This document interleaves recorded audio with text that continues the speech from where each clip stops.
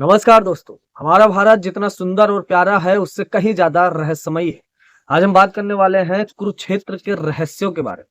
कहा जाता है कि कुरुक्षेत्र के जगह जगह पे कुछ ना कुछ रहस्य या तो दफन है या तो बहुत ही रहस्यमयी तरीके से गायब हो गए।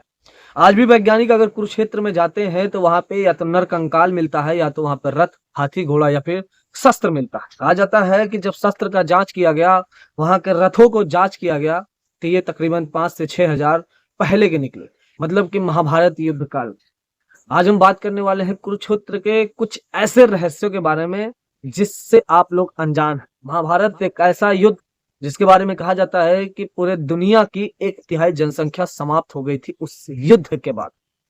महाभारत के बारे में कहा जाता है कि एक से एक बड़े योद्धा थे जो अकेले ही पूरे पृथ्वी का विनाश कर सकते थे। कहीं ना कहीं उन महान योद्धाओं का अवशेष, कहीं ना कहीं उन महान योद्धाओं का रथ, उनकी तलवारें, उनकी सारी चीजें आज भी कुरुक्षेत्र की मिट्टी में दबी हुई। हम बात करने वाले हैं कुरुक्षेत्र के कुछ ऐसे रहस्य जो शायद आप लोगों को पता होगा। सारी युद्ध रणनीति सब कुछ तैयार हो रहा था महाभारत का, तभी भगवान कृष्ण के मन में आता है कि युद्ध लड़ा कहाँ जाएगा। पहले से डिसाइड नहीं था कि युद्ध कहाँ पे लड़ा जाएगा। किसी को नहीं पता था कि इतनी भारी जनसंख्या में युद्ध होने वाला है, इतनी ज्यादा यहाँ पे मौतें होने वाली है, इतने लोग मरने वाले हैं, तो इसके लिए जगह भी ज्यादा चाहिए। पूरे हिंदुस्तान में इसकी खोज किया गया, लेकिन कहीं भी भगवान कृष्ण को समझ में नहीं आया कि आखिर में युद्ध लड़ा कहाँ जाए।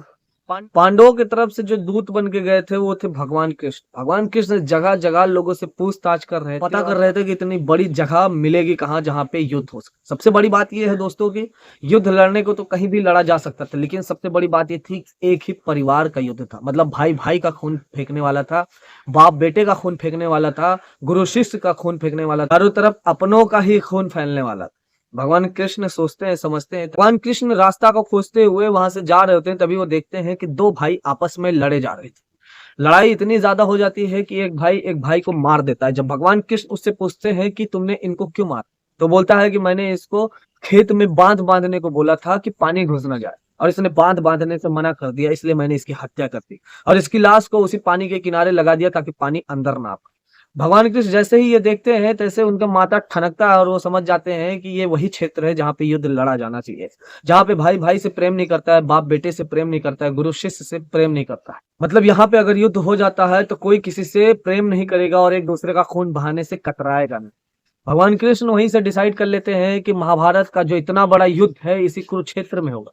कुरुक्षेत्र की तकरीबन 130 किलोमीटर के द्वारा साफ सफाई किया जाता है, उसको युद्ध क्षेत्र बनाया जाता है और सब लोग डिसाइड कर देते हैं कि वहीं पे युद्ध लड़ा। देखिए सबसे बड़ी कहावत यह है कि जो कुरुक्षेत्र का युद्ध लड़ा गया था वो पूरे 130 किलोमीटर में लड़ा गया था, क्योंकि बहुत सारे योद्धा थे और बहुत पब्लिक थी। ऐसे नहीं कहा जाता है कि वहां की 1/3 जनसंख्या समाप्त हो गई, लेकिन सबसे बड़ी बात यह है कि 130 किलोमीटर जो दूरी बनाई गई थी उसमें कहीं भी मिट्टी लाल है। मिट्टी लाल सिर्फ 30 किलोमीटर के अंदर है, मतलब 30 किलोमीटर के आसपास ज्यादा खून खराबा हुआ था उस टाइम। कुरुक्षेत्र की 30 किलोमीटर ही मिट्टी लाल थी। कहा जाता है कि वैज्ञानिक जब पता करने गए कि आज भी यहाँ की मिट्टी लाल क्यों है, तो उनको कुछ पता नहीं चला। कहते हैं कि जब उसके आसपास खुदाई किया गया तो वहां पे नर कंकाल और मानव रथ मिले। मतलब 5,000 साल पुराने कंकाल और 5,000 साल पुराने रथ और शस्त्र वहां पे मिले। कुरुक्षेत्र के बारे में एक और खासियत यह भी है कि कहा जाता है कि वहां पे मरने वाला व्यक्ति सीधे स्वर्ग जाता है। कहते हैं कि भगवान कृष्ण को पहले से ही पता था कि ये भाई भाई का खून होने वाला है, यहाँ पे एक दूसरे को मारने वाले हैं, सब घर के लोग हैं। भगवान कृष्ण कहते हैं कि कुछ भगवान को चाहने वाले कौरवों की तरफ से मजबूरी में लड़ रहे होते हैं और कुछ पांडवों की तरफ से मजबूरी में लड़ रहे हैं, इसलिए यहाँ पे मरने वाले का डायरेक्ट स्वर्ग में जाना चाहिए। कृष्ण भगवान इंद्रदेव से प्रार्थना करते हैं कि प्रभु यहाँ पे अगर कोई भी मरता है तो उसको डायरेक्ट स्वर्ग में स्थान मिले। इंद्रदेव भी मान जाते हैं, क्योंकि भगवान विष्णु की बात कौन टाल सकता है। इंद्रदेव कहते हैं कि जो भी आज के बाद कुरुक्षेत्र में मरेगा सीधे स्वर्ग में जाएगा। देखिए हमारे भारत के किसी और प्रदेश में जब किसी की मृत्यु होती है तो उसको गंगा जी या फिर गया जी में लेके जाके फेंकना पड़ता है उनकी राख को, लेकिन कुरुक्षेत्र के लोगों का कहना है कि यहाँ पे मृत्यु होने के बाद किसी का अंतिम संस्कार उस तरीके से नहीं किया जाता है जैसे कि आम पब्लिक करते हैं। कहते हैं कि यहाँ पे मरने वालों को पहले से ही वरदान प्राप्त है कि यहाँ से मरने के बाद लोग धरती पे जन्म नहीं लेते, मतलब सीधे मोक्ष की प्राप्ति कर लेते हैं। यहाँ पे मरने वालों को डायरेक्ट स्वर्ग में स्थान मिल जाता है और ये 5,000 सालों से चला आ रहा है। कुरुक्षेत्र में मौजूद आज भी बरगद का पेड़ स्थित है, जहाँ पे भगवान कृष्ण ने अर्जुन को गीता उपदेश दिया था। वो वृक्ष आज भी वहां पे मौजूद है। कहा जाता है कि मुगलों के द्वारा उस वृक्ष को काट दिया गया था ताकि हिंदुत्व खत्म हो जाए और किसी को कुछ याद ना रहे। लेकिन वो बरगद का वृक्ष वहां पे कहते हैं कि उसको अमरता का वरदान मिला था, क्योंकि अर्जुन के साथ साथ उस बरगद के वृक्ष ने भी गीता उपदेश सुना था। कहते हैं कि वो बरगद का पेड़ फिर से बड़ा हो जाता है, और आज अगर आप जाएंगे कुरुक्षेत्र में तो उस बरगद के पेड़ के पास आपको दर्शन करने को मिल जाएगा। कहते हैं कि उसी कुरुक्षेत्र में एक तालाब भी है, जहाँ पे पांडवों ने बनाया था उस तालाब को। कहते हैं कि वहां पे तालाब को इसलिए बनाया गया था ताकि लड़ने वालों को अगर प्यास लगे तो वो अपनी प्यास बुझा सके। क्षेत्र की मिट्टी को लाल देखकर जब वैज्ञानिक वहां पे खोज करने के लिए गए तो विज्ञान भी ये हैरान हो गए। कहते हैं कि मिट्टी सिर्फ दो वजहों से लाल हो सकती है, या तो यहाँ पे पहले खून गिरा हो या फिर यहाँ पे गर्मी बहुत पड़ रही। लेकिन अगर गर्मी पड़ रही होती तो कुरुक्षेत्र का पूरा मिट्टी लाल होता। सिर्फ 30 किलोमीटर तक लाल नहीं होना चाहिए, पूरा हरियाणा की मिट्टी, दिल्ली की मिट्टी लाल होना चाहिए, लेकिन सिर्फ और सिर्फ वो 30 किलोमीटर तक ही वहां की मिट्टी लाल। ये देखने के बाद विज्ञान भी हैरान हो जाता है।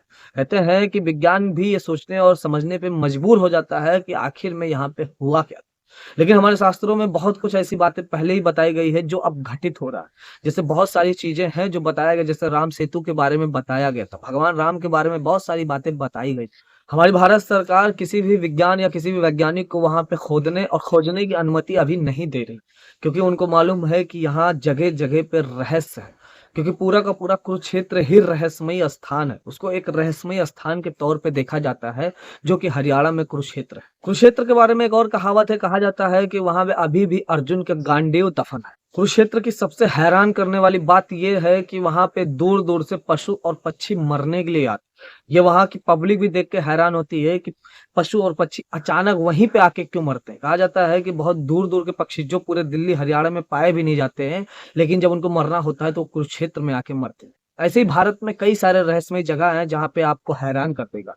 कहा जाता है कि कुरुक्षेत्र में बहुत बड़े बड़े वीर योद्धाओं को आज भी वहीं पे दफन किया गया, जैसे कि महावीर कर्ण, भीष्म पितामह, द्रोणाचार्य, वहां पे आज भी उन लोगों का शव दफन हुआ है। इसलिए वहां पे खोजने से मना किया जाता है। लेकिन फिर भी जब भारत सरकार एक बार खोजने के लिए अपनी टीम भेजती है तो वहां पर रथ, हाथी, घोड़ा का अवशेष और बहुत सारे मानव कंकाल मिलते हैं, जिनके बारे में कहा जाता है ये किसी योद्धा का हो सकता है जो तकरीबन 5 से 6 हजार साल पुराना था। पूरा का पूरा कुरुक्षेत्र रहस्यों से भरा है दोस्तों। उम्मीद है आप लोग को ये वीडियो जरूर पसंद आया होगा। ऐसे ही भारत में अनेक रहस्य हैं, हम उन रहस्यों को लेके आएंगे और आप लोगों के सामने रखेंगे। तो देखते हैं आप लोग को वीडियो कैसा लगता है, कमेंट करके जरूर बताइएगा। हर हर महादेव।